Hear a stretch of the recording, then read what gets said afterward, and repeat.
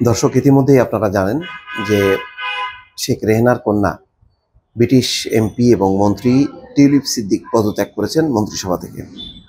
তার এই পদত্যাগটি রীতিমতো অপরিহার্য ছিল বা অনিবার্য ছিল, কেননা যেভাবে দাবি উঠছিল এবং শুধু বিরোধী কনজারভেটিভ না, দলের ভেতর থেকে এবং একই সঙ্গে দুর্নীতি বিরোধী যে সামাজিক, রাজনৈতিক এবং অর্থনৈতিক সংগঠন আছে, সেসব সংগঠন থেকেও বারবার আহ্বান জানাচ্ছিল তদন্তের স্বার্থে টিউলিপ যেন সরে যায়। তো সরে যাবার পর টিউলিপ একটি পত্র লিখেছেন এবং পত্র লেখার পর সাথে সাথে কিয়ার স্টারমার একটি থ্যাঙ্কস লেটার দিয়ে বলেছেন যে আপনার জন্য দরজা খোলা থাকলো। কি লিখেছেন?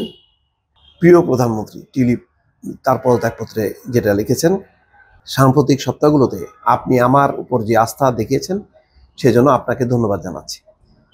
আমার অনুরোধে সাড়া দিয়ে মন্ত্রিত্বের মানদণ্ড বিষয়ক আপনার স্বাধীন উপদেষ্টা যে দ্রুততা এবং পুঙ্খানুপুঙ্খভাবে কাজ করেছেন এবং আমার বর্তমান এবং অতীতের অর্থনৈতিক কর্মকাণ্ড এবং জীবনযাপনের বন্দোবস্ত নিয়ে পুরো বৃত্তান্ত তুলে ধরার সুযোগ দিয়েছেন, সেজন্য আমি তার প্রতি কৃতজ্ঞ।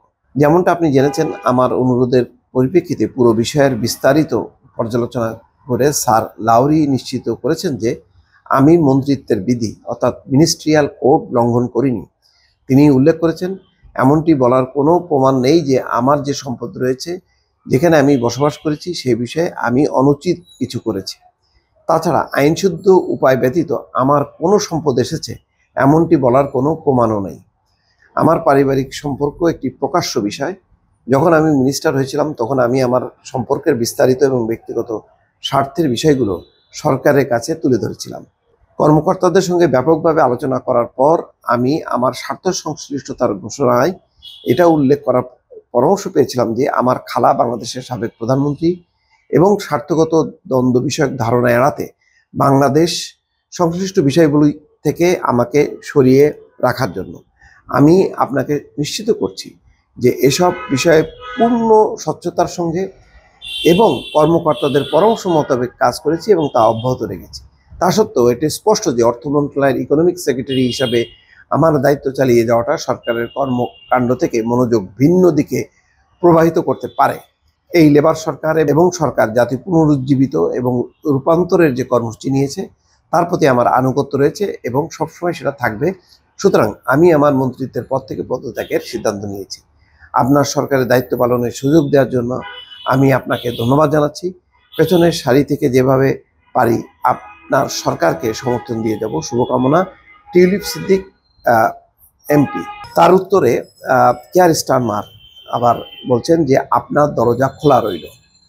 যুক্তরাজ্য সরকারের সিটি মিনিস্টার পদ থেকে টিউলিপ সিদ্দিকের পদত্যাগের চিঠি গ্রহণ করেছেন দেশটির প্রধানমন্ত্রী স্যার কিয়ার স্টারমার। টিউলিপের এই পদক্ষেপের প্রতিক্রিয়ায় তাকে একটি চিঠি লিখেছেন তিনি। টিউলিপকে লেখা ওই চিঠিতে কিয়ার স্টারমার বলেছেন, এই বিষয়ে তিনি নিজের অবস্থান স্পষ্ট করেছেন যে আপনার দরজা অর্থাৎ টিউলিপের দরজা খোলা রইল। স্টারমার লিখেছেন, তিনি দুঃখের সঙ্গে টিউলিপের পদত্যাগপত্র গ্রহণ করছেন। অর্থ মন্ত্রণালয়ের অর্থনীতি বিষয়ক মিনিস্টার হিসেবে যে ভূমিকা রেখেছেন সেজন্য তাকে ধন্যবাদ জানাচ্ছেন। কিয়ার স্টারমার লিখেছেন, আমি আপনার পদত্যাগপত্র গ্রহণ করছি। আমি স্পষ্ট করছি যে একজন স্বাধীন উপদেষ্টা, independent adviser on ministerial standards হিসেবে লাউরি ম্যাকনাস আপনাকে নিশ্চিত করেছেন যে তিনি আপনার দিক থেকে মন্ত্রিত্বের বিধি অর্থাৎ মিনিস্ট্রিয়াল কোড কোনো লঙ্ঘন পাননি এবং আর্থিক অনিয়মের প্রমাণ পাননি। নিজের বিরুদ্ধে ওঠা অভিযোগ তদন্তের জন্য লাউরি ম্যাগনাসের প্রতি আহ্বান জানানোই টিউলিপ সিদ্দিককে ধন্যবাদ জানিয়েছেন কিয়ার স্টারমার। বলেছেন, ব্রিটেনকে বদলে দেওয়ার যে লক্ষ্য নিয়ে আমরা কাজ করছি সেখান থেকে আমাদের মনোযোগ ব্যাহত করার চলমান যে ঘটনা প্রবাহ তার সমাপ্তি টানার জন্য আমি আপনার প্রশংসা করছি। আপনি একটি কঠিন সিদ্ধান্ত নিয়েছেন।